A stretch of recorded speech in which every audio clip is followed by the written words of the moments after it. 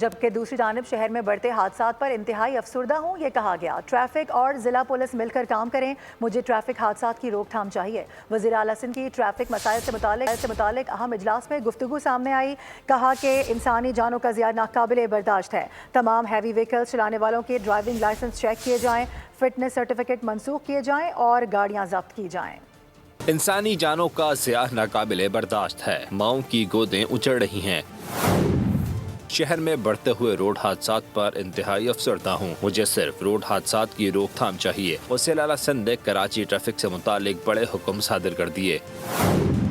آج سے dumper, tanker, trailer, truck کی رفتار 30 کلومیٹر مقرر کر دی۔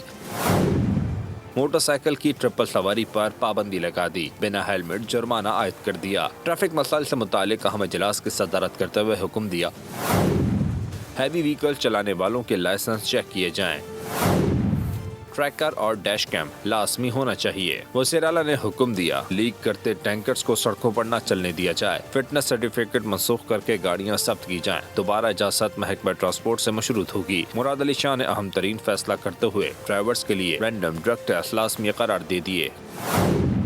کہا، ٹریفک انجینئرنگ بیورو کی تنظیم نو کی جائے گی اور اسے میئر کراچی کے ماتحت کر دیا جائے گا۔ اجلاس میں غیر قانونی نمبر پلیٹس، کالے شیشے، غیر مجاز سائرن اور لائٹس کے خلاف کریک ڈاؤن میں تیزی لانے کی ہدایت بھی کی گئی۔